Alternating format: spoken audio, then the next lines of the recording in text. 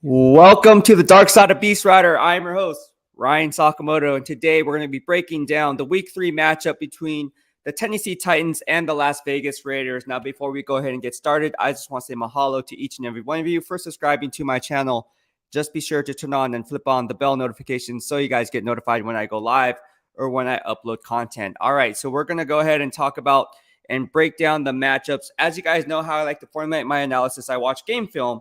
And I think that's just something that I've learned to do over the course of the years and being in the NFL media, because if I'm going to praise or criticize a player, I got to have enough respect for the player to actually sit down, watch every single snap, and not just go strictly to the box scores. Now, in order to go ahead and do that, obviously it takes time. And so that's why I watch anywhere from 60 to 80 hours a game from a week, depending on how much I have going on in my life, because I do have a life. Not really, but football is my life.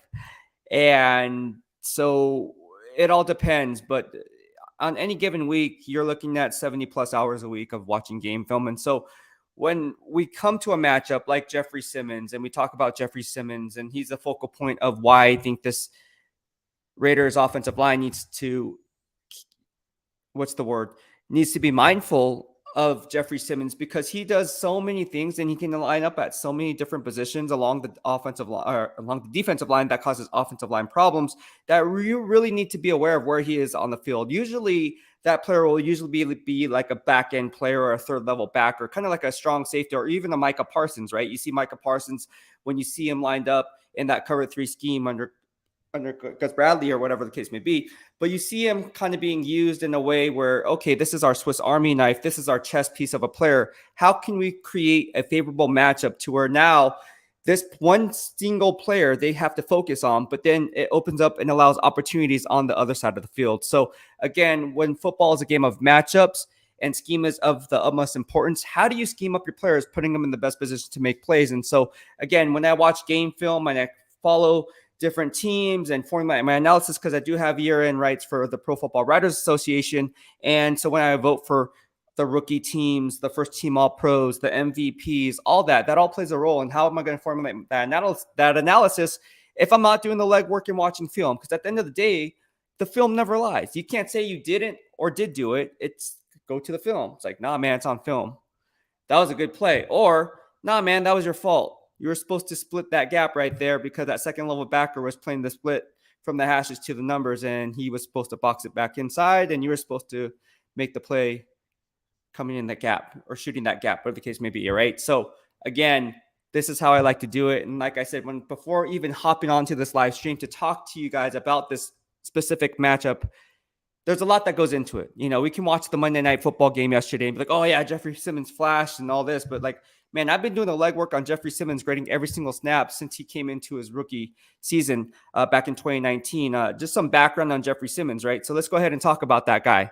Who the heck is Jeffery Simmons? He's not a household name. I talked about it with Coach McDaniels yesterday, and I wanted to get ahead of the learning curve, if you will, in talking about the following week's games, because again, what happened in the past is in the past, but I like to move on and go on to the next game to formulate my analysis, because obviously that's how I like to get my work in. So I asked Coach McDaniels yesterday, if you guys haven't missed it, I posted up on my YouTube channel on how, for his thoughts on Jeffery Simmons. You know, a 2-gap space eater, a guy can really push from the interior, really has a nonstop motor, can move sideline to sideline, has good core contact balance, all these things that you see that you otherwise wouldn't see. Even if, for instance, if I'm going to compare players, I better do the legwork, right? So like, for instance, everybody has the hype on, well, let's talk about the AFC West. Chris Jones. Let's take Chris Jones, for example, right? Great interior rusher, great IDL from the 3 technique on in, right? Now you can kind of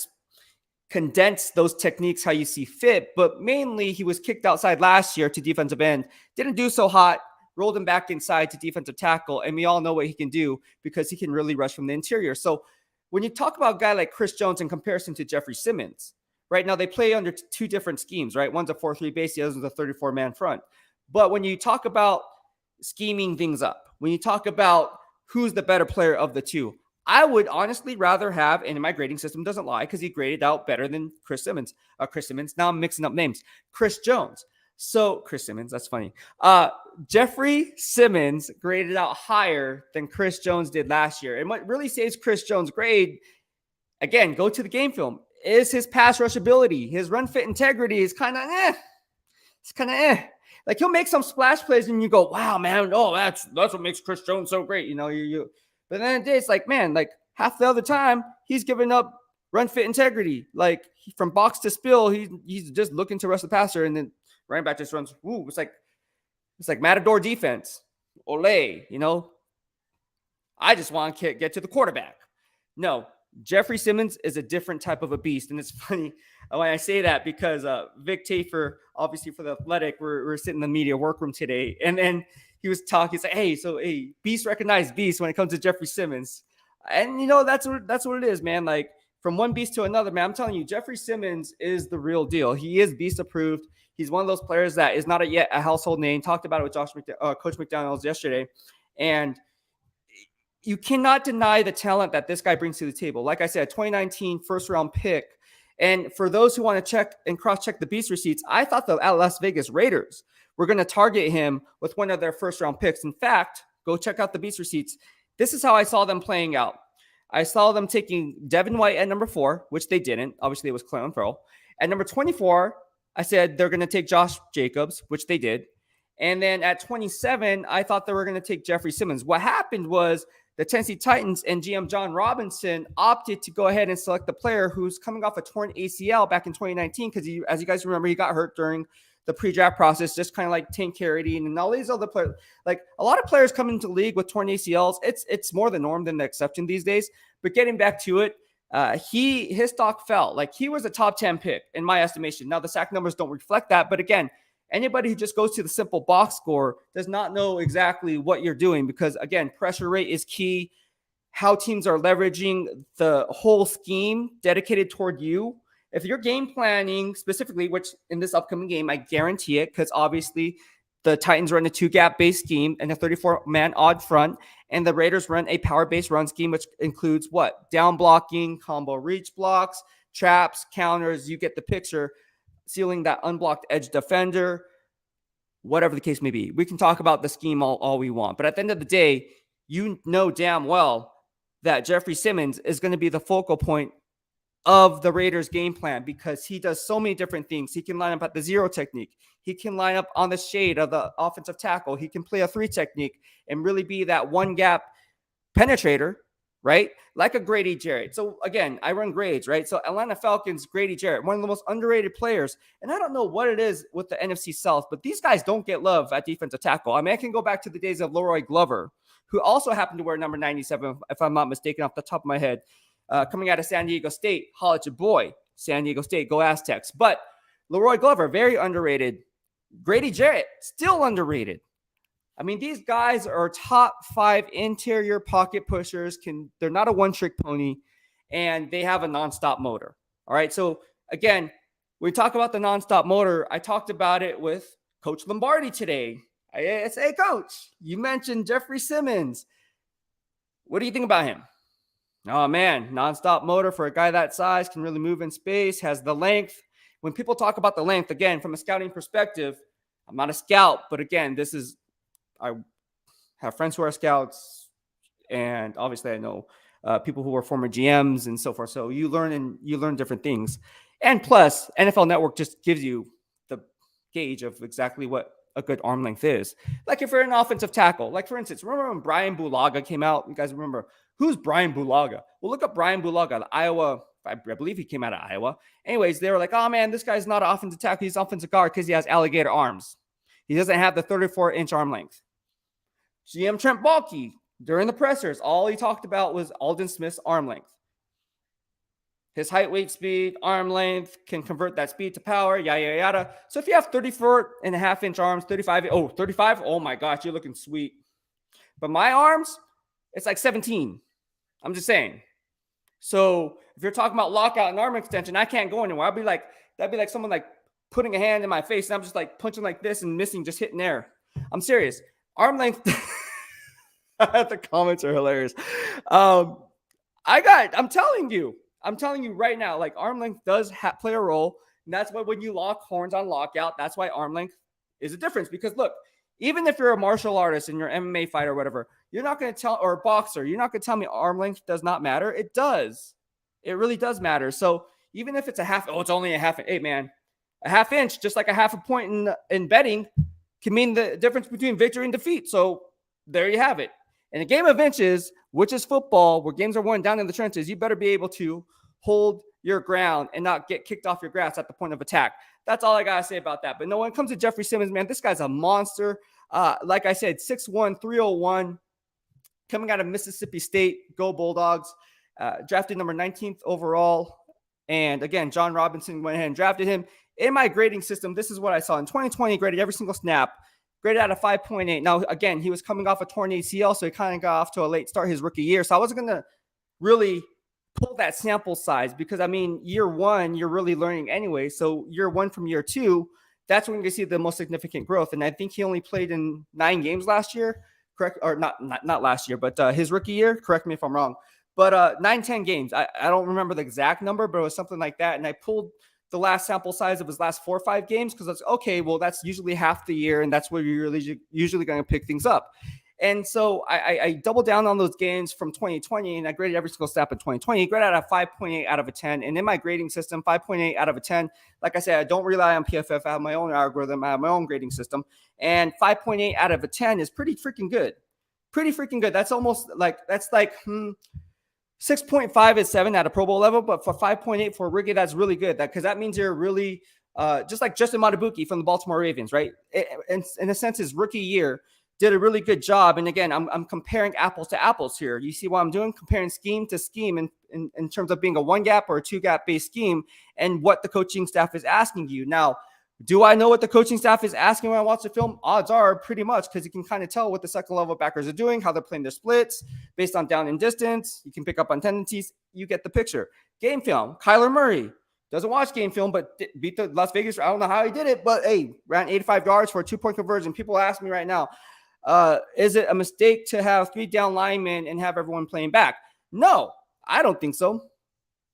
I don't think it's a bad idea to have people playing back. I just think at the end of the day, Kyler Murray just made a hell of a play. Look, I'll tell you straight up. And people was like, oh, Max Crosby should have freaking made that tackle. And you know what? You try tackling Kyler Murray and tell me how easy it is in open space. It ain't easy. Like, you're going to get mad at Max Crosby, who, by the way, is the team's best pass rusher, the best defensive player on the freaking football team. You're going to get mad at Max Crosby because he was unable to bring down Kyler Murray, which, by the way, everybody in the NFL knows it's a hard problem to do, especially in open space. You have to throttle down. You have to kind of use your momentum against his momentum. Look, I thought it was a good play by Max Crosby because what happened when you saw that play, Kyler Murray is going to, and I said it on the other live streams, what I say, he likes to attack the outside shoulder. He likes to roll out with that reverse pivot, right? Kind of like what Russell Wilson does. How do I know that? I watch game film. All right. So again, you're going to attack that leverage point of the back foot, right? His right foot. And he's going to try to roll out to the right, back out to the left. And so I was like, you know what? Max Crosby knew it. You saw him. He saw him kind of just leverage it and then go back. He went like an inside out move, and he knew where the play was going. Unfortunately, Kyler Murray just slipped the block or slipped the tackle and then made a nice play. So I'm not going to get mad at the coaching staff. I'm not going to second guess the coaching staff for what they did. Look, Kyler Murray had all day to throw, but at the end of the day, he made that play with his legs, not with his arm. This is not like 3 flies up where you're sitting back and counting alligators and then waiting for a receiver to get open. There was no receiver open. That's why he had to run. So that should have been a coverage sack, and what would have been a coverage sack, or in this case, it's a 2-point conversion, whatever the case may be, a tackle for loss. I don't know what it goes down in the official record books, but it happens. Like, players get paid on the other team too. So I don't like how people are like, oh man, like that was all on Max Crosby. It's like, dude, what the hell? Like, really? Like, you try it. You try it. Everybody gets paid. Everybody gets paid in the NFL. That's all I gotta say. If you're in the NFL, you're good. And, oh, he sucks. It's like, yeah, but he sucks, but he's getting paid millions of dollars to go make a play. Now, watching game film with Kyler Murray is a different story. But anyways, that's a very different story. No. But getting back to Jeffery Simmons, right? So 5.8, graded him in 2020. 2021 really took a big leap, right? He was named second team All-Pro. He graded out my system. His gap went from 5.8 to 6.5. That's a huge leap in my grading system. And so when you double down on that, he was playing at a Pro Bowl level in my grading system. I did have 4 other players graded higher. I'll name them for you if you want the grades on those players. I have it. I have the receipts for you guys, and you guys can check it on Twitter. So this is what I had. Now, where I have these players graded as opposed to where I have them ranked are 2 different parameters, all right? So obviously, Aaron Donald's going to be the standard, but he didn't grade out as high as some of these other players, but that's not to say he's not ranked as the highest interior defensive tackle in the entire NFL. Make no mistake, he is. But that's what I said. Where I have him ranked, where I have him graded, 2 separate different things. But anyways, in terms of the grades, all right, in terms of the grades, we have Cam Hayward, another underrated player for the Pittsburgh Steelers. In my estimation, top 2 interior defensive alignment in the entire NFL. He graded out with the highest grade of a 7.3. We had DeForest Buckner for the Indianapolis Colts and Jonathan Allen from Washington Commanders graded out with a 6.7. Aaron Donald came in at a 6.8, so he came in second. Not bad in terms of grading, not ranking. Ranking, give me Aaron Donald any day of the week. AD all day. All right. So Jeffery Simmons comes in right below that at 6.5. All right. And now you take the small sample size from 2022.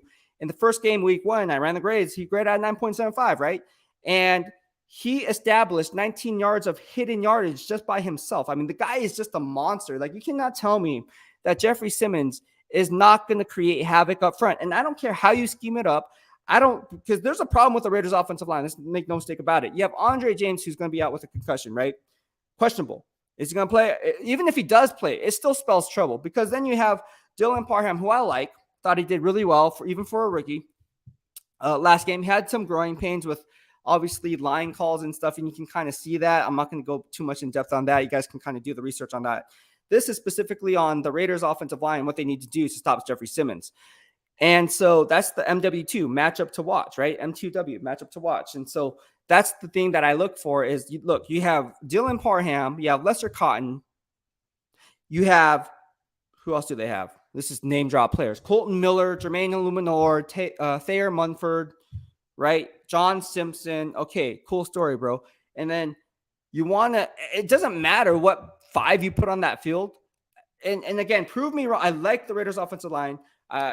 Met some of them personally, got to know them personally. I love them, but it's going to be a challenge. I'm not going to sit here and say it's going to be an easy task to stop Jeffery Simmons. It's not. It's going to be a very difficult task to stop Jeffery Simmons. In fact, I would be hard-pressed.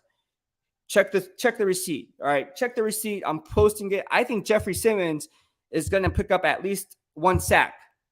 And it's all predicated on him pushing the pocket. Now, he may not be the one to get that sack. He may create opportunities for guys like Danico Autry. If Bud Dupree is healthy, I graded him, obviously, because I covered the Pittsburgh Steelers for Sports Illustrated back in 2020. And then from then on, or 2019, 2019 to present day, I've been staying on top of Bud Dupree while with the Pittsburgh Steelers. Now he's with the Tennessee Titans after signing that 5-year, $82.5 million contract. Bud Dupree, even though they had TJ Watt on the other side, right?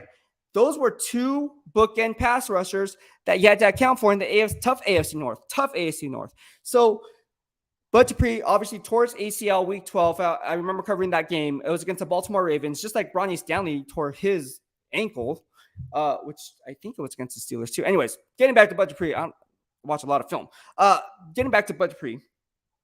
Here's a guy who's been injured back in 2020. He got injured last year, had some abnormal problem. I'm joking. It was an ab injury. So he was knocked out, went on IR. And then, as you guys saw last night, he had a hip pointer or some type of a hip injury. So he's out.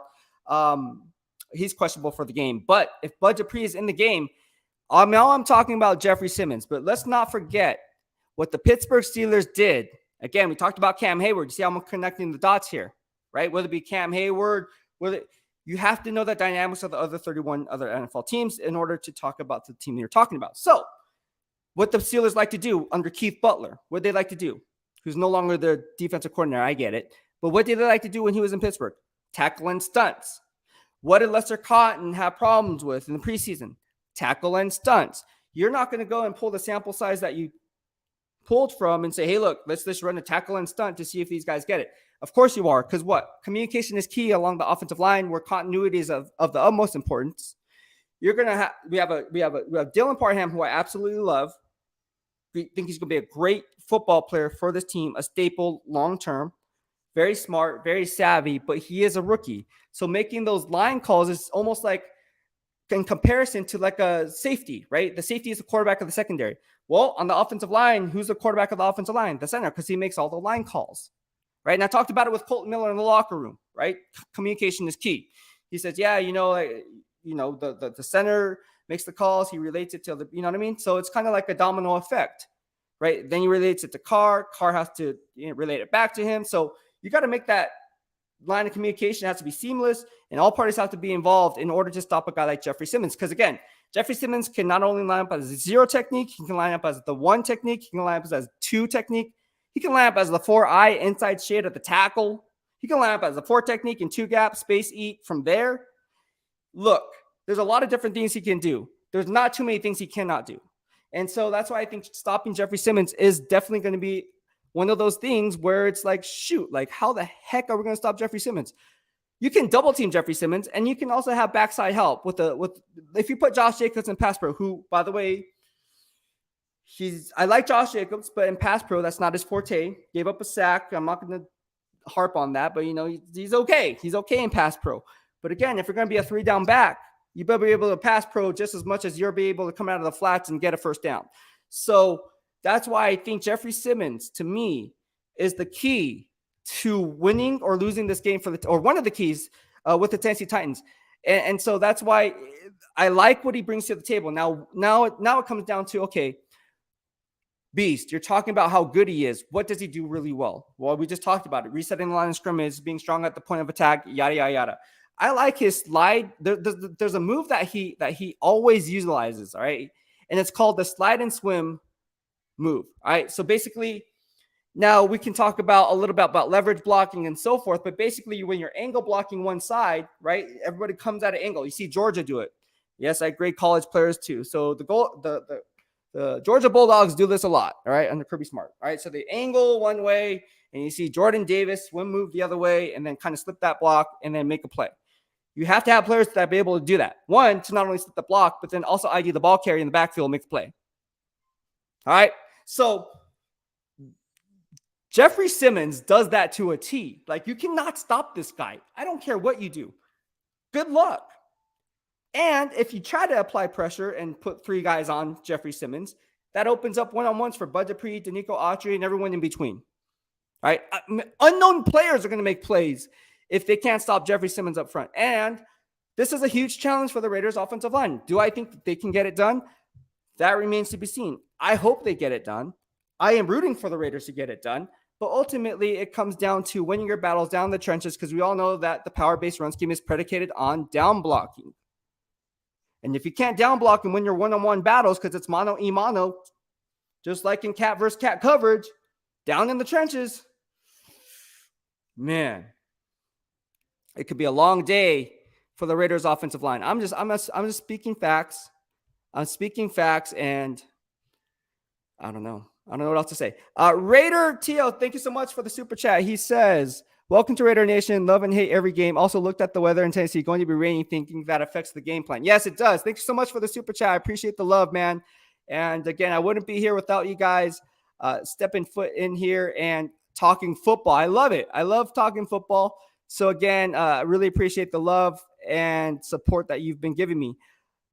Look, there's a lot of questions that are coming through here. Everybody seems to like my analysis on the Jeffery Simmons thing. And like I said, it's funny because we're in the workroom today, and Vic Tafer from the Athletic was like, man, what do you think of Jeffery Simmons? Like, man, he's like, he's a beast. He's like, beast, recognized beast. Because obviously, I go by BEASTwriter. And then if you guys know EVOGEN, obviously EVOBEAST. And so I go by Beast, my nickname. So he's like, beast, recognized beast. And so, no, and everyone started laughing. But no, it's true, though. Like, you're not going to tell me Jeffery Simmons is not a beast. That guy is a beast. That guy's he's just on a different freaking level, man. Like, he's going to be hard to contain. He's just going to be hard. And that's not a knock on the Raiders. It's more of a challenge. Like, look, here I am talking about it. I want to see the Raiders dominate Jeffery Simmons. I do. I want to see that. I want to see the Raiders just neutralize Jeffery Simmons. You know what? Okay. Yeah, that's going to be a challenge. But you know what? We're up to the challenge because I love to compete. This is what I want. If I was on the flip side of this, if I was a Raider offensive lineman and I'm watching this podcast, I'm like, yo, bro, that's a challenge, man. Like, he's not wrong. Beast ain't wrong. But that's a challenge for us to get it done. Like, I love it. Like, tell me I can't do it, and I'll prove you wrong. I'll prove you 1,000 times over why it won't be that way. Because I'm gonna switch up the narrative to where now I'm the aggressor. I'm the one doing this. I'm the one winning my battles down in the trenches. I'm going to flip the script real quick, right? It's like flipping the field position, right? Okay, you're backed up in your own 10-yard line, and the punter kicks a 63, 70-yard punt, and it rolls 20 yards because the freaking punt returner didn't want to fair catch the ball and got scared. Now it rolls into the opponent's 10-yard line, so now you're flipping the script. I want to see the Raiders flip the script. I hope they flip the script. I think, like I said, I love Dylan Parham. I love Thayer Munford. Love Colton Miller. I think they have a strong nucleus there. Trust me. Like, I've seen enough bad offensive line play to know, like, hey, look, this is a bad offensive line. Tweeted it out earlier. My man PG from ESPN, we covered the Niners together. That was a bad offensive line. All right.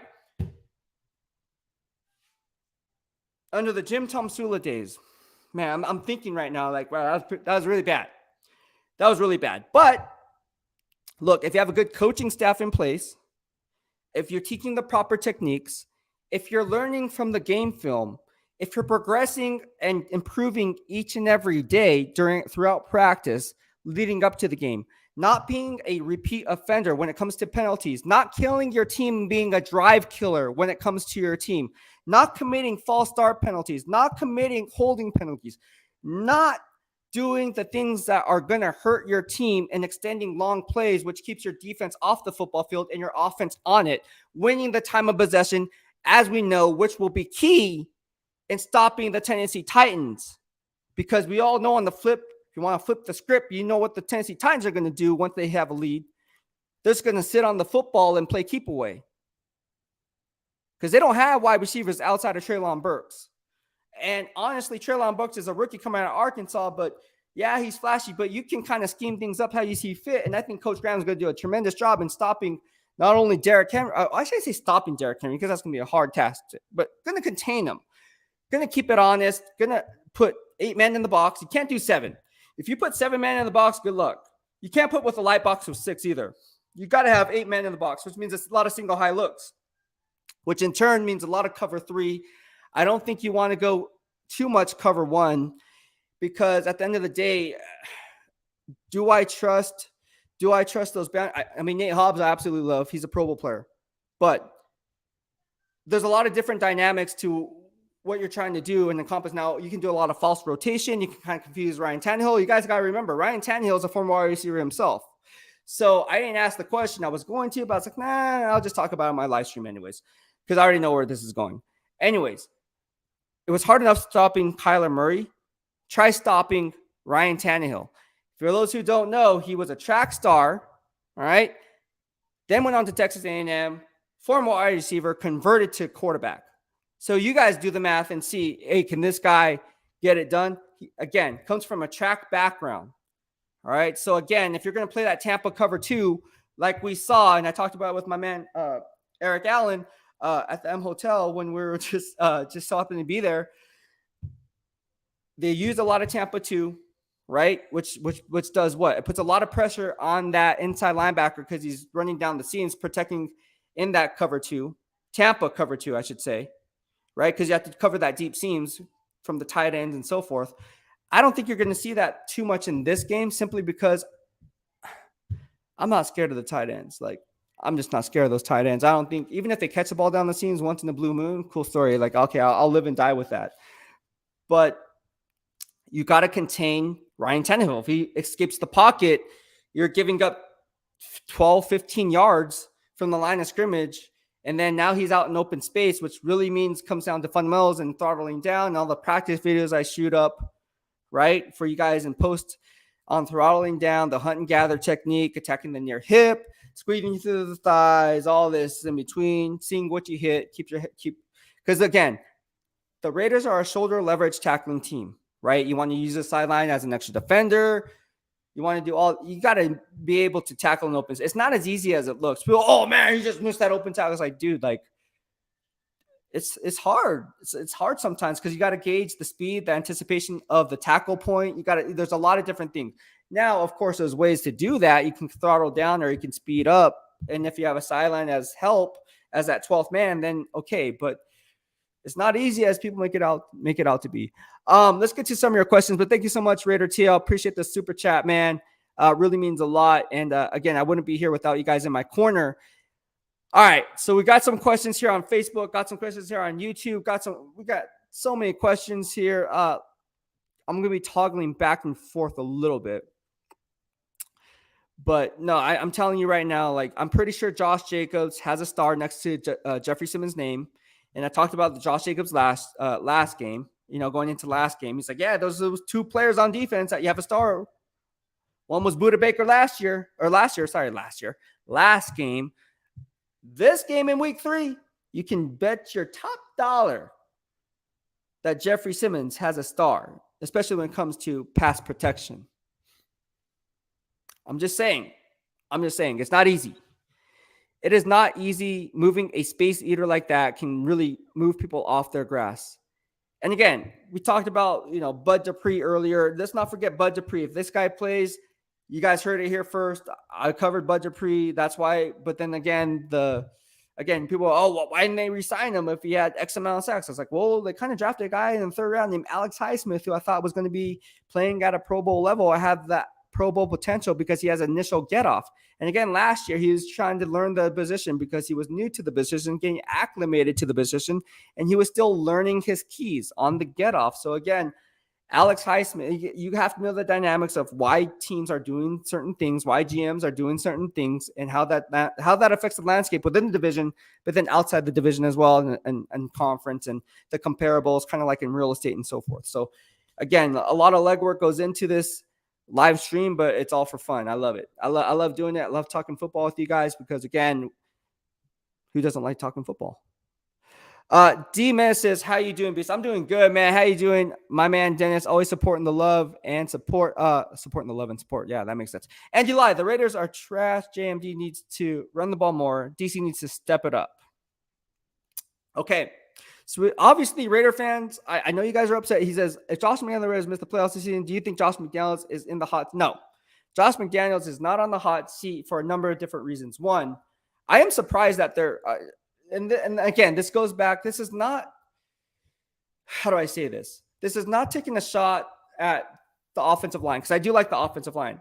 I went on record saying I like the offensive line already. So, but I have to be fair.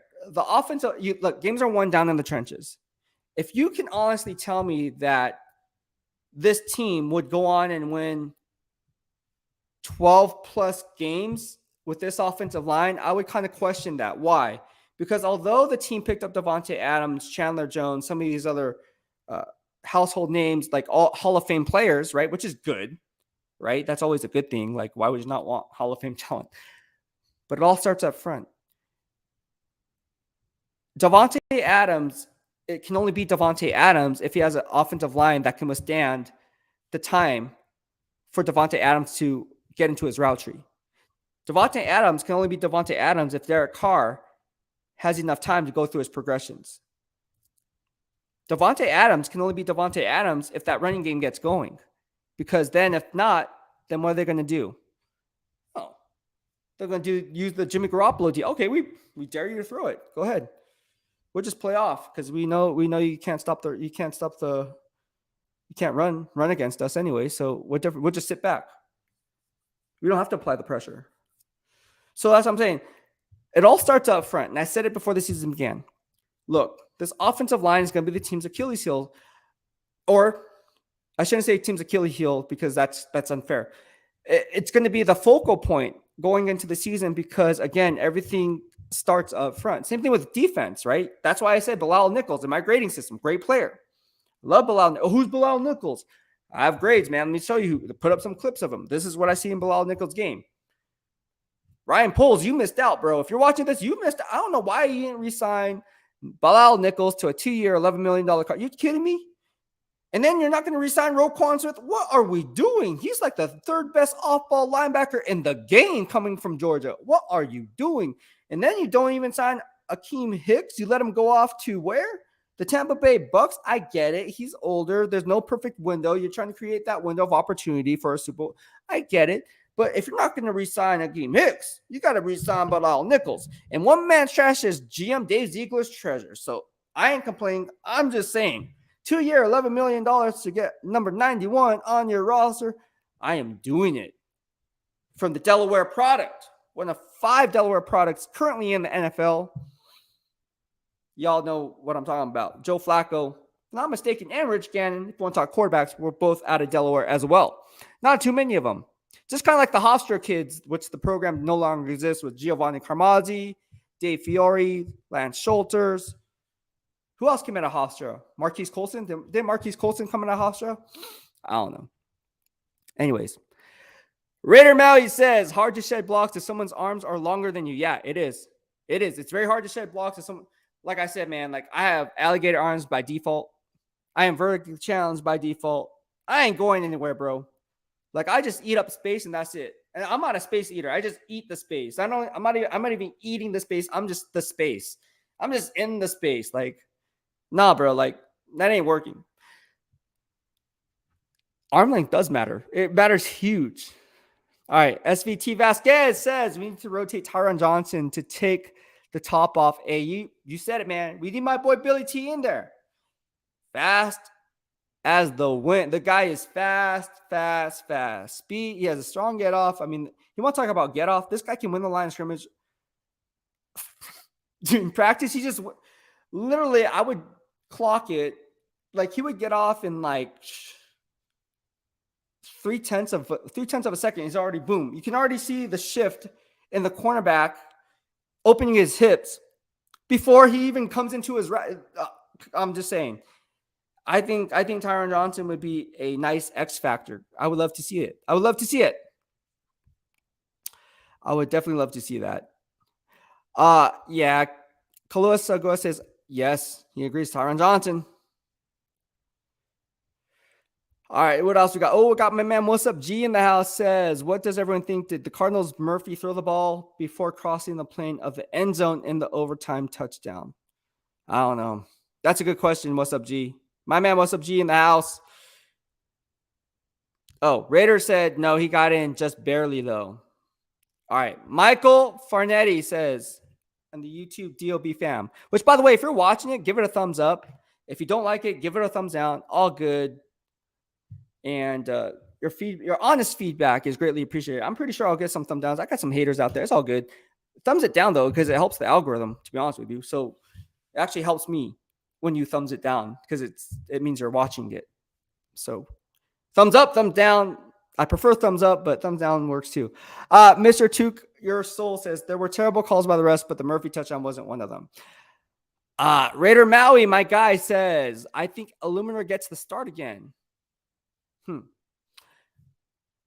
I could see that. I like, to be honest with you, if you want to, and again, Coach Lombardi talked about it. And again, in order to formulate my analysis, what I say, even before they even brought up the best 5, I talked about the best 5. How did I know that? Well, because you freaking study all 32 NFL teams. You do the work. GM Nick Casario from the Texans likes to formulate the best 5. He comes from the Bill Belichick tree. So you can kind of, Mike Vrabel technically comes from the Bill Belichick tree too, coming from the Romeo Crennel system. So same difference there. And he played for Bill Belichick too. So I think it's a mirror image of, look, this game is going to be who is going to dominate down in the trenches. That's what this game, now watch it be a shootout. Watch it be a 50-60 ball game. Oh my gosh, Treylon Burks goes off for 4 touchdowns, like Tua Tagovailoa. 6 touchdowns for Tua. Oh my! If you went up against him in fantasy, oh my god. See ya. 6 touchdowns? Are you kidding me? I don't know. I have no idea how that's going to play out. But anyways, all right. Kim Ferguson, my guy. Speaking of the Hofstra product, what up, Beast? I know this is the Raider channel, but I want to talk about Trey for a second. Jimmy, people want him and so bad they better win the Super Bowl. Jimmy, as soon as possible. No excuses. Look, I like talking about the Niners. I like talking about all 32 NFL teams. And I have my own, what I say about it on here on the YouTube channel. I said last year that Trey was 1 year away from being away because why? We have my guy Randy Mueller on the show, and that's what he heard from a respected GM who told him that. And obviously, I think Randy kind of agreed with it too, obviously, right? Right? And he's like, hey, I'm watching film. A year away from being away. Here we are. Last year, rookie year. 2022, still looked like he was a year away for even the small sample size, because even throughout camp, we're hearing rumblings like, I don't know, is he it? Is he not? And then people attacking my guy, Mike Silver. And I said, man, you ain't wrong, Mike Silver. You ain't wrong, my man. And now where we are today. I'm not saying that Trey Lance is not going to be good. I'm not saying he's not going to be the next Pat Mahomes, because he certainly has the potential to be so. But potential doesn't mean much if he can't live up to the hype. Certainly doesn't mean much if he can't live up to the durability factor of being durable, because as we know in the NFL, it stands for not for long. So if you're not getting it done now, and here's the thing, if they do win the Super Bowl with Jimmy Garoppolo, how can you revert back? How can you revert back to Trey Lance after giving up 3 first-round picks? If the Niners end their quest for 6 this year, which is, and to be honest with you, it could happen. I'm not saying it can't happen, but it could.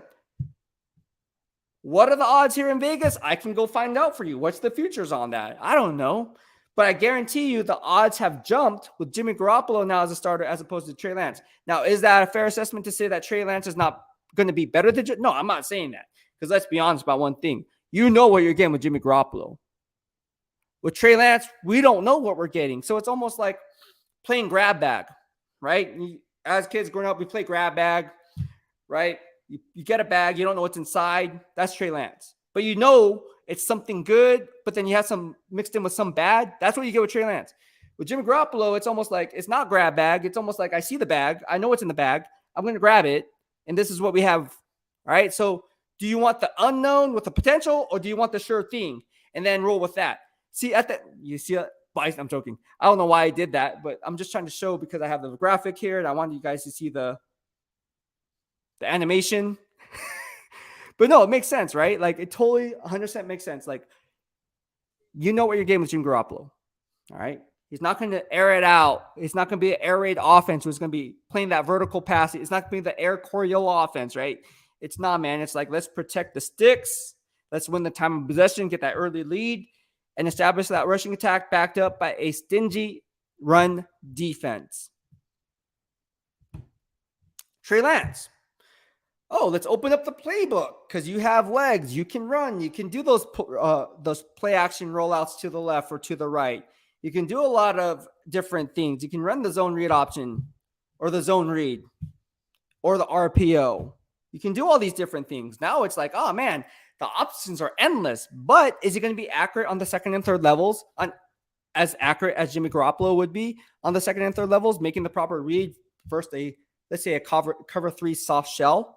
Right, with the boundary corner that's playing off-zone coverage. But he has the arm strength. He has the legs. He has the movement skills. But then you have Jimmy Garoppolo, who just seems to do just enough to stay in the game.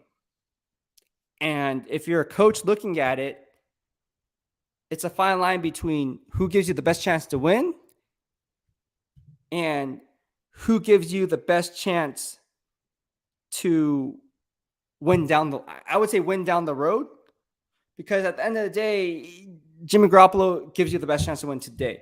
Now, that's not to say he gives you the best chance to win tomorrow.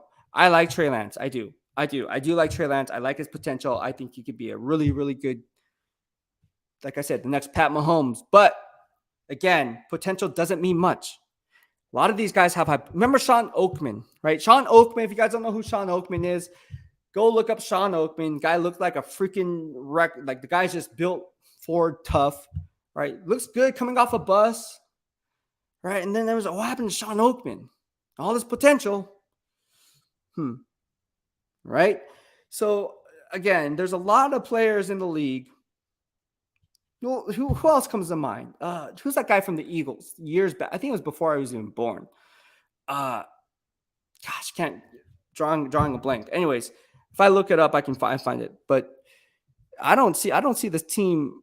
I don't see the Niners. I think the Niners are happy with Jimmy Garoppolo. Not saying they like injuries. I mean, that's the last thing you want. Anybody who wishes someone to get hurt, whether it be your team or the opposing team, and they get hurt, and you're like cheering or happy, that's stupid. That really irritates me. My man Dennis says, who do you got for the starting offensive line? I got Dylan Parham, obviously, at center. I think that's the smartest play. I think it's good reps, too. Again, if there's a blessing in disguise here, if Andre James is unable to go due to its concussion, rest up, Andre James. Hope you get well soon, my man. But if it comes down to it, I think that Dylan Parham is it's a blessing in disguise. You know, again, you never want to see guys get hurt, but you want to see, if you want to see live reps, you're going to get it with a guy like Dylan Parham. He's going to be making the call. So again, live action, just like with the quarterback, some people believe live action is the way to do it, right? You don't learn from the sidelines, you learn from the field. I think it just depends on the player. Yes, you can learn on the field, and it's kind of like trial by error, thrown into the fire type of a deal. But at the end of the day, I think Dylan Parham has earned that position. I think he's earned the starting role. I would put Dylan Parham at center. Right guard, I would keep Lester Cotton there, and then and at right tackle, I like both. I like Illuminor. I like Terry Munford, both in the sense of pick who you want there, plug and play. I would like to see that rotate a little bit more. And the reason I say that is because not one player of the two has really stood out above the rest. Not above the rest, above the other. So the competition in the iron sharpens iron mentality with the Raider way is still alive on that right side. So if I'm looking at it from a coaching perspective and the lens of a coach, I'm looking at it, okay, let's get Illuminor some of these reps. Let's give Thayer Munford some of these reps. But then also, to do an apples to apples comparison, let's also place them in techniques to where now we're comparing techniques on a given rep based on down and distance. So again, I see what I did there. Again, you have to think like a coach. Like, you can't just put Illuminor in and be like, oh, this is what he does best. So no, if you want to formulate the best five, you're going to want to do an apples to apples comparison. Going up against apples to apples comparison. Like, I don't know. I just think that's how it's going to play out. Now, watch me be wrong. What's up, G says, what is it about the 49ers running backs always getting hurt? Is it a strength and conditioning problem? Here we are talking about, you guys always like fantasy. You guys like fantasy football. I know where you guys are going with this. My man, what's up, G? I don't think it's a strength and conditioning problem. I think injuries do happen. And here's the thing. All right, I know. You guys know this because I'm in the game. Look, in the offseason, players are going to do what the hell they want to do. They want to play pick up basketball, they're going to play pick up basketball. They want to go lift weights with me, they're going to go lift weights with me. They want to go and do whatever, XYZ, ride motorcycles when they're not supposed to. They're going to do their own thing. Off season, they also have their own strength and conditioning coaches. They have their own people, right, throughout the season. So, like, it's like, man, like, would it be a physical therapist? Would it be a masseuse? Would it be whatever the case may be? Strength and conditioning coach. Look, I've seen it all. Players have their own routine in the offseason, and that's why when season rolls around, it's almost like, oh, what have you been doing? They have to check in, like, hey, what have you been doing? What have you been doing? What have you been doing? How are you staying in shape? Are you in shape? What have you been eating? Oh, my coach has me. Who's your coach? Oh, this guy, I met through a friend, and well, what does he have you on? Oh, like, what's your diet like? Oh, I don't really have a diet. I just kind of, just stay in shape, do a little cardio, 45 minutes of cardio. Then I just hit the weights 3 times a week just to, keep my body moving. And then you have another guy. Hey, what have you been doing? Oh, my strength coach is this and this. Oh, how many times a week you've been working out? Every day. Every day. You don't have a rest day? No, I don't have a rest day. The only active rest days I have are 2 cardio days. And that's just hitting fasted cardio in the morning. Oh, you do fasted cardio? I do fasted cardio. Oh, so how much fasted cardio do you do? Because at some point you'll be burning up muscle instead of using fat storage as a source of energy. Oh, well, that's a good question. I don't know. I just listened to my coach. Then you have another guy come in and be like, oh, same thing. Oh, I do cardio. Oh, you do cardio? I do cardio. How many days a week? I do it like 3-4 times a week, depending on how hard I lift. Oh, you're doing heavy lifting? Yeah. Are you doing strength training, or are you doing more of hypertrophy, right? Or her pot? Can't even pronounce it, but it's 8 to 12 reps, right? For muscle building. Well, that's a good question. Oh no, I mix it up. What do you mean you mix it up? See, there's a lot of different things that can go into this. We can go around and this is what I do outside of covering the NFL as a beat writer for the Raiders in the NFL media. I also bodybuild, obviously, so I know what I'm talking about. Look, and I worked out with a lot of the players, anyways. Like this is not a secret. Like no, like it's just one of those things where it's like, dude, like you see someone at the gym. Oh, cool. Okay, whatever. Like they're working out, but like former players, we still work out with each other. Like, dude, like that's just how it is. And so like, or when I was back in the Bay, obviously here in Vegas, not so much. But when it comes down to, look at Adam Schefter just tweeted Bucks Hakeem, who we're talking about, Hakeem Hicks tore his plantar fasciitis in his foot and is now expected to be sidelined a month. Look, let me tell you something about plantar fasciitis. I had that. It's a foot injury. It's on the arch of your foot. I had this injury back playing basketball, and you cannot walk on it. I guarantee this guy's going to be in a walking boot or on crutches, Akeem Hicks is, if he tore his plantar fasciitis. He tore it. I just only strained mine, but that you cannot walk on that. It's called plantar fasciitis. How do I know that? Because I had that injury. It sucks. And I have a high tolerance for pain. Trust. And maybe not the highest tolerance. I'm like, oh yeah, I'm macho. Hey, I have high. No, you have to have a high tolerance for pain to even play through that. I played through it the rest of the game, and the bottom of my foot was swollen. It was bad. Don't want to go into details of how nasty it looked, but I will say this: plantar fasciitis, no joke. He's out for a month. If he tore it, they're saying 4 weeks. I think that's more of a 4 to 6 week injury. I mean, I don't know what the physical therapy is going to do on that, but I can tell you right now, I'm a fast healer. It took more than a month, and mine was just a strain, not a tear. So I don't know. I ain't no doctor, but I know I had that problem. It is not. And that's funny how we were talking about Akeem Hicks. Ryan Poles, like I said, you should have resigned him if you're not going to resign Bilal Nichols. But anyways, prayers up to GM Jason Light and his team over there with the Tampa Bay Bucks. Injuries are, man. Now Mike Evans is out. I don't know. Some crazy stuff going on. It's a very painful injury. Yeah, it is a very painful. I'm not joking. It's a hell of an injury. It's a hell of an injury. All right, so we got some other questions in here. Let's see. Real Richmond says Chandler was trash. It looked like he didn't want to touch Kyler. He played soft and barely set the edge except with a play out of all the drives. I got to rewatch the game film. I'm going to reserve comment. Now, I saw the broadcast view, but in order to formulate my true analysis, again, like I do with Jeffery Simmons here, right? I like to rewatch the game film, coach's film, and then formulate my analysis from there. So again, there's a lot of legwork involved. And in order to formulate that analysis, it takes time. So I cannot say one way or the other, but I will have an answer for you on my thoughts on how Chandler Jones played. Now, to be fair, can I do it? No, but I don't get paid millions of dollars to do it. I think Chandler Jones played all right when looking at it from the scope of the broadcast view. But again, you can't see all 22. So until I get that vantage point, it's unfair for me to praise or criticize a player because I don't have the coach's film yet to go ahead and make that evaluation. Again, what I like to do is the valuation versus evaluation, cross-check the two, and then formulate my analysis from there.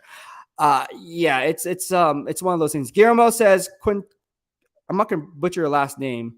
Just like people butcher my last name, Sakamoto. It's Sakamoto, but people say Sakamoto or Sakamoto. So I don't want to butcher your last name. I'm just going to say Guillermo Q. Because I don't want to do that. And when people butcher my name, it's okay.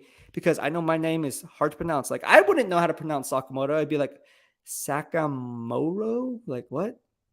Sako? I got Sakamoto, like sock, like Nick Foley, like Sako, Mr. Sako. Guillermo says, hey, Beast, in your experience, is the first month of football indicative? I can't even pronounce it. Indicative of how the season will go. It depends, right? I think there's some teams to where, like I said, I had the team going 10-7, right?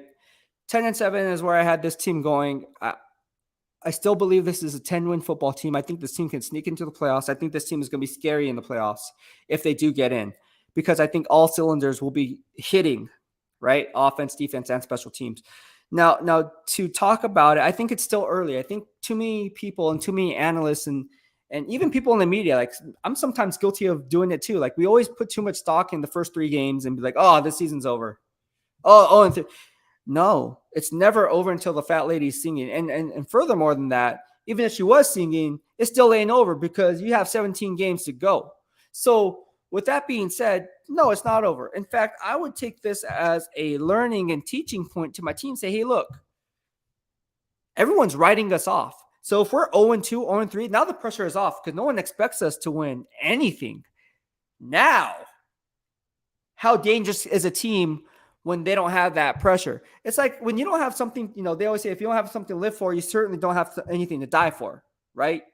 And so same thing applies. If you're, hey, everyone's writing rows, sure, that's better for us. Like, cool, write us off. Like, nah, I'm not going to write off the Raiders. Look, I think the Raiders are going to be one of those teams that's going to come back in the end and make a statement and prove everyone wrong. Because how they started 0-2, even if they go 0-3, people are going to be like, oh, the season's over. Look, it's a long season. It's a marathon, not a sprint. And the more consistent team who's fundamentally sound, wins the leverage game, is disciplined in their run fit integrity, is disciplined in their assignments and making the right calls at the line of scrimmage, relating it from the center to the quarterback and so forth, down under, right? First, second, third levels. The more consistent team who does that consistently and doesn't kill their team with drive killers and penalties and all that other nonsense will win. I'm telling you right now, already tweeted it out. I cannot go back and say I didn't tweet it. I can't go back, just like on game film. You can't say you did or didn't make a play. It's all on the film. I already said before the season began, I said the Raiders will be the top 5 least penalized teams in the NFL. That's going to hold a lot of weight. Furthermore, they'll be one of the least teams to commit turnover. So in terms of winning the turnover battle, I think they're going to be top 5. I already said it. It's already in the Beast receipts. So I can't go back and say I didn't see it. And I can't change my analysis now. Be like, oh, I never said that. It's like, no, dude, I said it. I like calling myself when I get it wrong. And I like praising myself when I get it right. It's just how it is. Duh. And I'm not afraid to do it because more times I get it right than wrong. So it doesn't really matter. But yeah, I don't get it right 100% of the time. And I'm sticking to it. I think the Raiders are going to be fine. I think we're hitting the panic button a little too soon. And I think the Raiders will be on the right track because this coaching staff is on the right track. And if this coaching staff is on the right track, that means the management's on the right track. If the management and GM Dave Ziegler and the scouting department's on the right track and being the right players, again, an empire wasn't built overnight. You can't expect a Super Bowl in year 1 for Coach McDowell. It's just it's unfair. It's unfair. Unfair expectations, right? We talk about the goal path theory, goal setting theory. It's really unfair to set that standard because although the standard is to win the Super Bowl, you really think that with all the stuff that was going on last year, off field, whatever the case may be, and then changing the cultural identity, right? And doing all of these things in this short time frame, you think that's enough time to win? Now, I'm not saying it can't happen. Now watch them win the Super Bowl. I'm happy if they win the Super Bowl. I look, when they do well, I do well. So I want them to do well. But at the end of the day, I'm rooting for them, right? But at the end of the day, it's almost like I'm also honest. Like, look at the AFC West. Just look at within the division, right? It's tough, and it's always tough. But so is the NFC North. It's always tough. Just like the AFC East, right? Just like you can go about the NFC East. Like, well, not NFC East, not good. It hasn't been very good over the years. But NFC South, Saints, Falcons, Panthers can climb up. They come out of nowhere sometimes. Under GM Marty Herney. Remember he was there? Like, where'd that come from? Look, I don't know. And NFC North is, well, that's Packer territory, but it's going to be, you know, they always play tough in those divisional games. So I don't know. I think it's going to be, it's a hard sell for me to say, to just simply write off the Raiders. I'm not going to do it. Even with this loss, I'm not going to write off the Raiders. I'm not going to do it. I'm not going to do it. I'm not going to do that. All right. So Orlando Padilla says, what do you think about the game against the Titans? That's a good question. After this live stream concludes, I went ahead and broke it down. Basically, it's going to come down to playing keep away for the Titans. They're going to want to solidify the ground game. Right now, the Raiders should have Denzel Perryman back, so that's a big help because he's a 2-down thumper anyways. And he's going to really help out that defense, right? Really be stingy and look at. I would love to see Derrick Henry and Denzel Perryman go heads up. I think Denzel Perryman can win that battle. Call me crazy, mark it down, check the beast receipt. I think Denzel Perryman can lay the wood on Derrick Henry if they were in a nutcracker drill or some kind of Oklahoma drill or something. I'm telling you that right now, Denzel Perryman can lay the wood. And I would bet my money on Denzel Perryman, 50 to 55% chance that he would just, everyone go, ooh, what a hit. Because Denzel Perryman is a man among boys. And so is Derrick Henry. He's a man among boys too. But that's a matchup I would love to see. Like, I would love to see them go heads up. Out, like, just between the tackles. Just once Derrick Henry gets that shed of daylight, and then Denzel Perryman just screams down, comes crashing downhill up that A gap, and just boom. I can see it. I can see it. Kevin, my guy Kevin says, keyword there, consistent. Exactly what Derek isn't. Yeah, you know, I got to be honest with you. I don't think Derek Carr has been consistent. I think he's been inconsistent at best. He has his moments where he looks like a Pro Bowl quarterback. He has other moments where he looks like a backup. Like and this is a small sample size to pull from.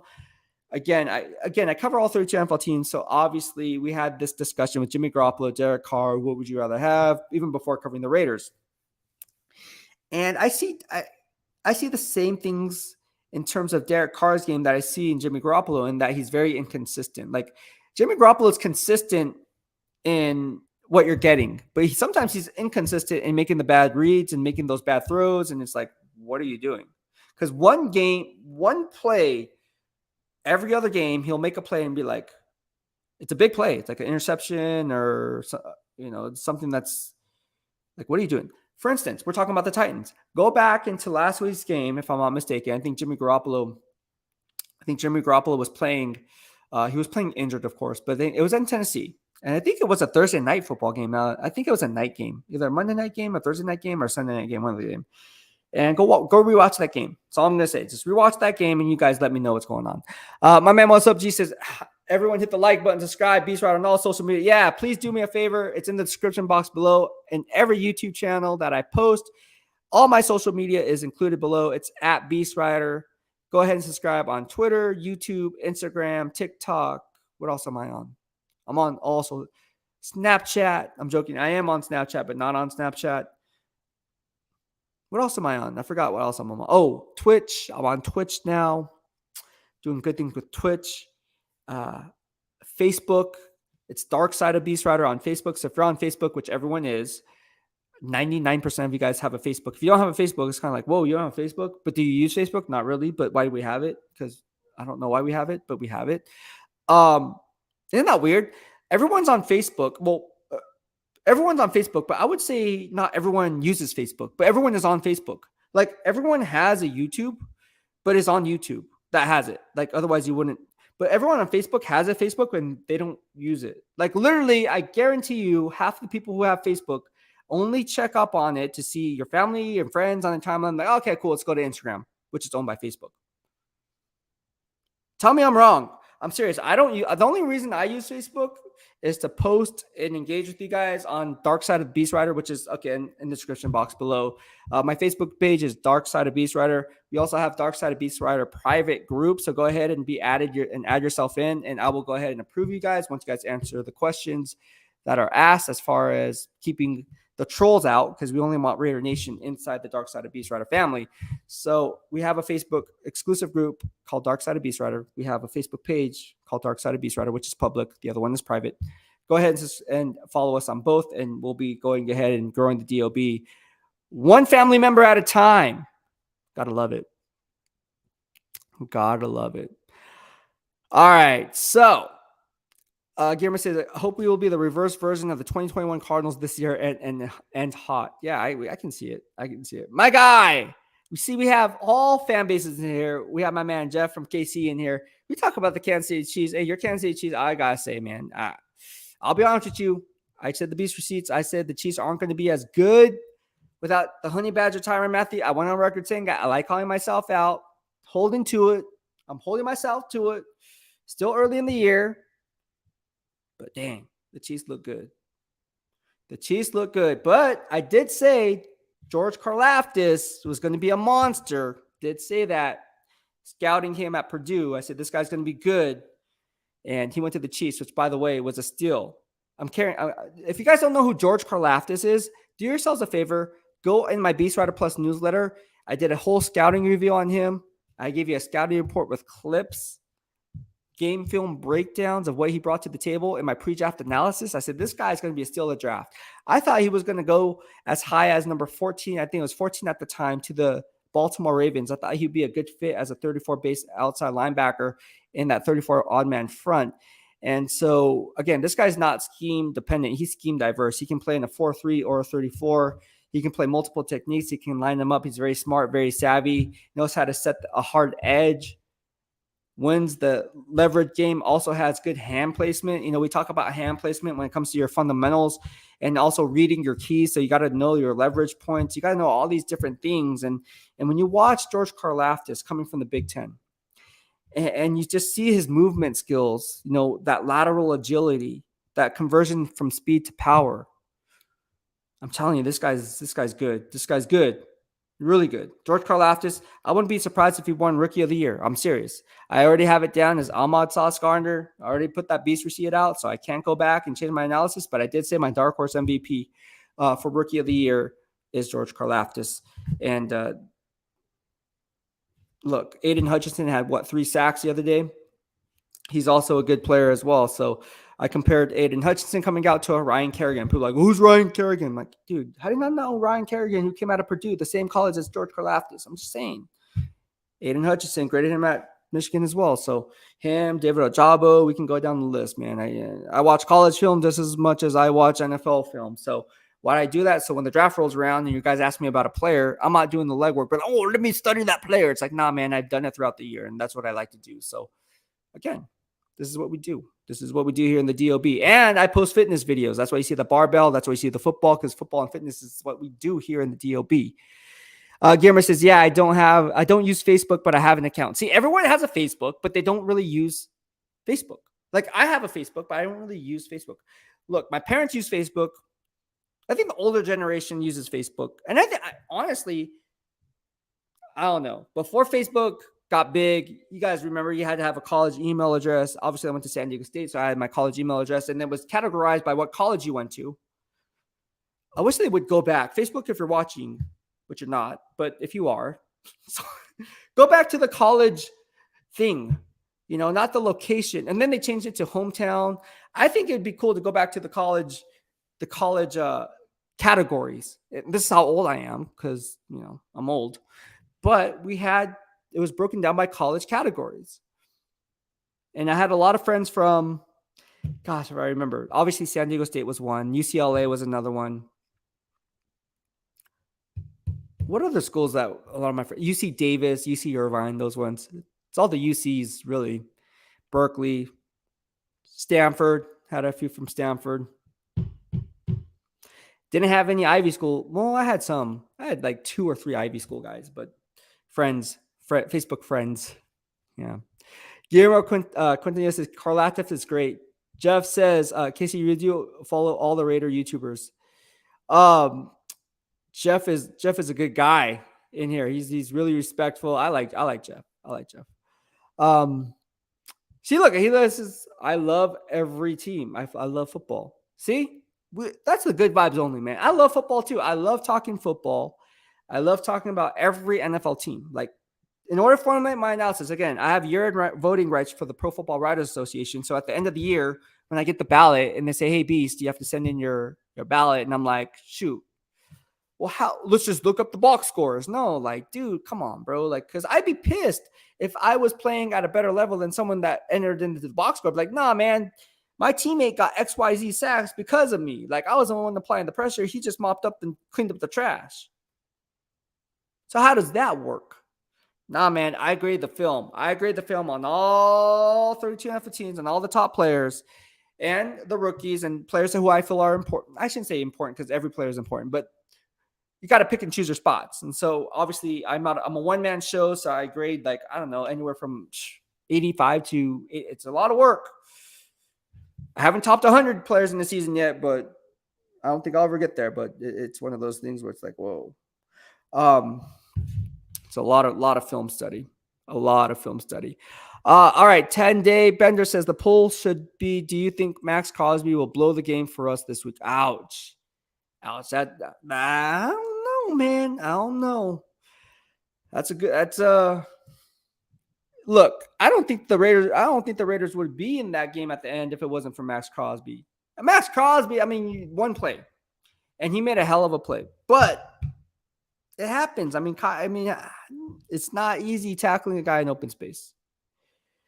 It's not easy tackling a guy in open space. Now, he gets paid to do it, right? He has arm. Oh, man, it was so easy. But is it really easy? Because how many times has that happened for Max Crosby? How many missed tackles does he really have in open space? How many times? I mean, it's just you can't really pin it on Max Crosby. I don't pin the loss on Max Crosby at all. In fact, I have Max Crosby back in that. Look, it was a hell of a play by him. Just a better play by Kyler Murray to creep out of the pocket. I'm just saying, like, you cannot blame Max Crosby for the loss. Like, Max Crosby is an all-pro player. Like, Max Crosby is the heart and soul of the Raiders defense. People make mistakes, and then on the flip side of that, maybe it wasn't just other people get paid too. The quarterback gets paid too. The wide receivers get paid too. The offensive line gets paid too. You have a job to do your job at the end of the day. And they just made more plays than the other team. That's it. That's all I got to say. Jeff says, I heard a guy say statistics are misleading. If you're getting all the tackles, they'd probably be targeting you. That's very true. Now we are talking. Do you guys remember the guy by the name of Derek Smith?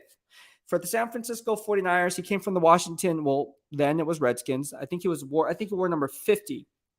Here's the guy who was the tackling machine. Oh, man, this guy's making so many tackles all over the field. But it's like, man, this guy sucks. Like, Derek Smith was a tackling machine, but, like, he wasn't very good. Like, even as a kid, I was like, man, this guy's a tackling machine. Yeah, okay, but he's not very good. Like, I would rather have a guy by the name of Winfred Tubbs, number 55 from the New Orleans Saints, than I would a guy like Derek Smith. Or I'd rather have, like, I know that I'm going kind of off topic here because we're talking about the Niners, but I would rather have a guy, a special teams ace like Terry Killens than a guy like Derek Smith. I'm joking. I'd rather have Derek Smith in there, but trying to make a joke, obviously. But no, if you guys remember who Terry Killens is, like, who's Terry Killens? Terry Kirby? No, not Terry Kirby. Terry Jackson? No, not Terry Jackson. Terry Killens. Go look him up. Go Wikipedia that guy. I wonder what that guy's up to be honest with you. Terry Killens. 10-day Bender says open space. He had both his arms wrapped around him. I'm not going to say he didn't. He did. I'm not going to. The film never lies. He did. But I'm just saying Kyler Murray gets paid too. Just like, Cowboys have waived rookie wide receiver Dennis Houston. Don't know who that is. You guys know who Dennis Houston is? I don't. All right. We faced some elusive quarterbacks these past 2 weeks. Tannehill, a huge threat to scramble. Yes, he is, because he's a former wide receiver. He's good in open space. He's very deceptive with his speed. So I would say yes. I would say Ryan Tannehill, again, is one of those players where you cannot just simply think that he's an immobile quarterback because he can take off and run. Former wide receiver, track star, right? All right. So I think that's going to wrap up this live stream. Your boy has to hit the gym. I got to get my gains in. I got to do my cardio. So if you guys are at EOS and you guys see me there, holla at your boy. I'm always down to talk football in between sets. Of course, in between sets, I can't be working out and then talking to you because that'd be weird, because then I'm not focusing on my set, not getting the blood flow, not getting the mind-muscle connection, and so forth. But in between sets, more than happy to talk to you, because I do take like 2-minute rest breaks in between sets because I do lift heavy. So with that being said, see me at EOS off St. Rose Parkway if you're there. If you're not and you like the video, please give it a thumbs up as you guys watch this video in real time, or and as a static video after it's posted. And also there's a donate button after this video concludes. So if you want to donate to the channel and you like the work, you guys can go ahead and do so with the heart icon. I think it's a heart icon or a money. No, it's not a money icon because that's a super chat. That's live right now if you guys want to do that. But no, there's a heart icon and you guys can go ahead and donate to the channel. Thank you so much for going ahead and doing that. And thank you so much, Raider Teal, for the super chat. I really appreciate the love and support, man. It means a lot. Just having you guys supporting me makes this all worthwhile. And like I said, man, when I hop on a live stream, in order to formulate my analysis, I watch a lot of game film. I watch and talk to a lot of different people. And the reason I do that is because I want to make sure that what I'm saying or what I'm analyzing is on point with, or in line with thinking with, you know, that I'm on the right track, right? Because I don't want to give you guys false information or false narratives or anything like that. I'm never one to do things for clickbait. That's one thing that you guys will know about me is, look, if there's nothing to report, I'm not going to report it. Like, I'm not going to be like, oh, look at Max Crosby. He's eating at, I don't know, Pink Donut or whatever. Pink Donut Box or whatever. Is that what's called, Pink Donut? I see things like that, and I'm like, gosh, that it's a news. It's a no news or a slow news slow day. So I never do things for clicks. I just do things for authentic engagement, and I hope that's what you guys have learned to appreciate here in the DOB. Is, like I said, man, when I hop on, when I talk about a live stream and spend an hour and a half doing these things, it really means a lot. That you guys just come in here and just kind of engage with me like you guys been doing. And of course, the super chat and super stickers and all that definitely obviously helps out the channel, because I can get better equipment, I can get better lighting, I can get better sound checks, I can get better streaming, I can get better all these things, you know, for the channel to grow. And so my thinking is, and this is how I did with the Niners, is all the money that's being funneled here. And again, if you guys don't know, I'm self-employed. So I am a one-man show. I'm also part of the Sporting Tribune. So holla at me at the Sporting Tribune. I'll be writing a lot of in-depth articles for my guy Arash, who founded the Sporting Tribune, and we cover all things Las Vegas, from the Aloha State in Hawaii, from SoCal and lovely Los Angeles and San Diego. So we do it all. But in order to formulate the analysis, getting back to the YouTube channel, it really does us a solid when you engage with us, when you like the video. I mean, that's doesn't cost a thing. So if you guys can't donate to the channel, totally understandable. But you like the engagement, you like the feedback, you like the content, go ahead and give it a thumbs up. And it really does me a solid, because then it shows YouTube that, hey, look, you know, I really like this stuff, and they're going to show like-minded people like you the recommended videos and so forth. So thank you so much for everyone for tuning in. I hope you guys had a lot of fun on this YouTube live stream. Thank you so much, Kevin Lurker. I appreciate it, man, for the super chat and super sticker, man. Kevin been supporting me so much, man. Thank you.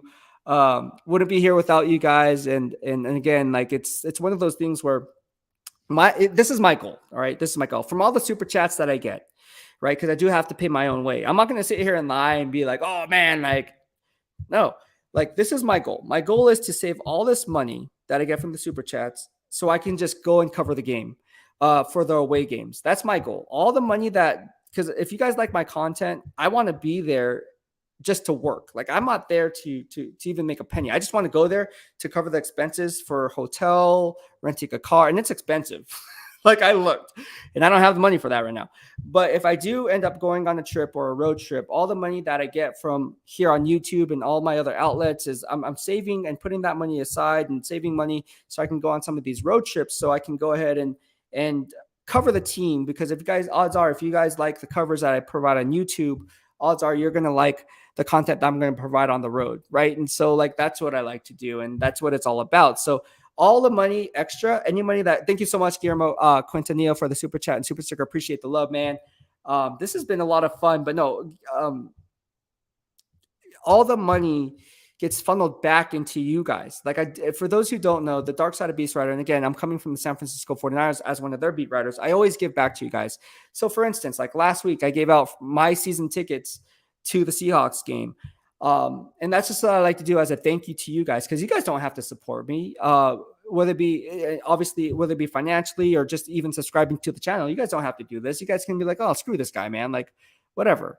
But I really do appreciate it. And that's why we launch our swag. That's why we run giveaways. That's why we do all these different things, because at the end of the day, it has to be in, there has to be something in it for you guys, right? Like in the DOB, right? So that's why I say when you subscribe to the channel, you're part of the dark side of BEASTwriter family, because you are.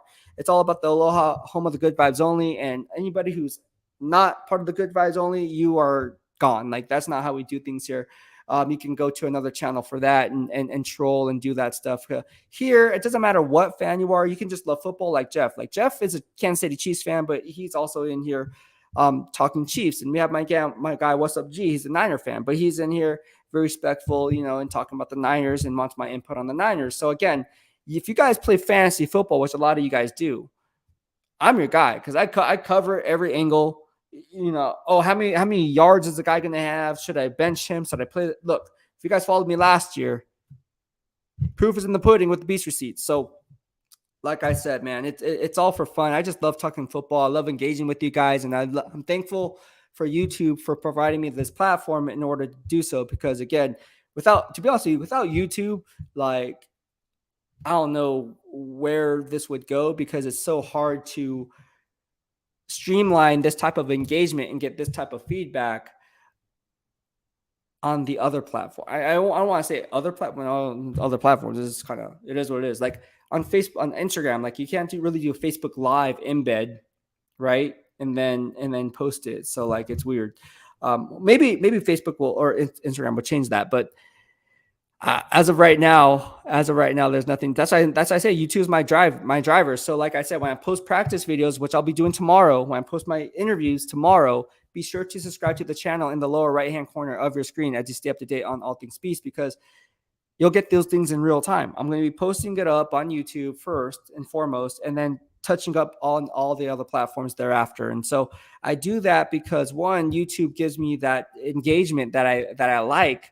I actually look forward to those comments. I actually look forward to the feedback. I actually look forward to the constructive criticism, which I haven't got any constructive criticism other than naming the players on the jerseys as I'm reporting the video. So I got to memorize the player as they're running their individual drills. And so it really puts a mind. I like it because you know, the iron sharpens iron mentality is really, really alive and well, because when you guys say that, it's like, oh man, I need to be on my game. I need to do what I got to do. Right. And so I got to dot my I's and cross my T's. And so it really raises my game when you guys like, oh, and you guys crack jokes like, oh, like you need to know who number 15 is off the top of your head. Or you need to know who this number is off the top of your head. Or I like it. I like it because it raises my game and just pushes me to even be even better. So I like how we're trying to push each other to be the best that we can, because every day you're either getting worse or you're getting better. You never remain the same. And so that's why I really like the engagement here. It's all positive vibes. I love the feedback you guys like from my questions when I ask the players or ask the coaches on exactly, you know, what's going through your head when you face a team like the Tennessee Titans or the Los Angeles Chargers or the Denver Broncos, right? And so I try to look at it from their lens and be like, oh, what kind of questions would I like to be asked if I was a player in their shoes? Because at the end of the day, it's almost like they're human too, right? So you kind of want to, and the coach is the same way, right? So you want to ask, and maybe because I coached, I'm like, man, you know, what would I want to be asked if I was a head coach or if I was an offensive coordinator or a defensive coordinator? What are some of the questions that I would want asked? And so I try to look at it from that perspective and then formulate my analysis from there, because at the end of the day, it's like, this is a game of football, right? And so if you're going to talk about football, let's talk about football. Like, let's talk about football. Let's talk about, you know, the players that you have on your team, you know, what these players do well on your team. Why do they fit your scheme? And so that's what I try to do. I try to build up the foundational core of what these coaches are looking for when building their 53-man roster, when building that practice squad, when looking at players outside the organization, and maybe they claim a player and like, oh, why'd you claim Javelin Guidry? Like, what'd you see about him that you otherwise wouldn't see in some of these other players that you cut, right? And so these are things that you kind of like want to look for, right? Or want to ask, because it's always intriguing, but it oftentimes it's the minute attention to details that go unnoticed. Like, no one's really going to give a, right? Let's be honest. Like, no one's going to ask that question about Javelin Guidry, but I would, because I'm like, oh, what did you see in him that you otherwise didn't see in some of these other players that maybe were also waived, but you guys didn't put a claim on that player, right? So now you're comparing, like, there's a, you know what I mean? So that it's always interesting to me, because again, different coaching staffs, different management perspectives have different theories on what they want in a boundary cornerback, right? Or what they want in a strong safety, or what they want in a free safety. And again, it all depends on the scheme that's being asked of you, because you're not going to draft a player, or you're not going to pick up a player, or you're not going to claim a player if you don't believe that player is going to fit your scheme, right? Because that's just damaged goods from the get-go. And so that's what I like to do. So I appreciate all the positive feedback. I think that I took a poll, and I think 75% of you guys liked my player coach interviews more than anything else. And I said, what about the reporting? I'm like, oh yeah, well, the reporting is part of the interviews and the questions, which they are, because I formulate my analysis from that, and then also write the articles on the Sporting Tribune, and also in the BEASTwriter Plus newsletter. So yes, they go hand in hand. And again, all these kind of mesh together. So again, when I ask a question, it's always like coming from a good place, but it's always thinking about, okay, like, dang, Jeffery Simmons is a good player. I want to know what coach thinks. If he even thinks he's a good player. What if he's not a good player? Like, what if he's not very good, you know? And like, oh, he doesn't think he's good. Like, maybe there's something wrong with me, because obviously he gets paid millions of dollars. I get paid nothing. Or I'm joking. I get paid something, but you know what I mean? It's not on the same level. I mean, he does this for like, that's his job. And so luckily I haven't came across that where it was like, oh, like, you're really off on that one, Beast. But at some point I probably will be. But yeah, so far so good. But no, thank you so much, everyone, for the love and support, man. All the super chats. I'm just going to run through it and just give you guys a shout out right now. And like I said, everything's going to be funneled back in the DOB family. And like I said, once you subscribe, you're part of the DOB family. So thank you, Raider Tio. I appreciate the love for the super chat and super sticker. Really means a lot here in the DOB. Thank you so much, Kevin Lurker. I appreciate it. And thank you, Guillermo Quintanilla, for the super sticker. I really appreciate it, man. And again, wouldn't be here without you guys in my corner. So yeah, that's all I gotta say about that. But good live stream. I'm gonna be at EOS. We got more comments coming through. He says, ML says, I like the player interviews you post. Good questions. Thank you, man. I appreciate it. I try to, like I said, like, I try to ask questions. You know, I don't want to dive too much into, and they're not going to give you, it'd be stupid to ask a scheme type of question. Oh, what type of scheme? Like, that's stupid. Like, that'd be people say no such thing as stupid. There are stupid questions. Like that's kind of common sense. You don't ask that question. Like, I don't know. Like, but it's like,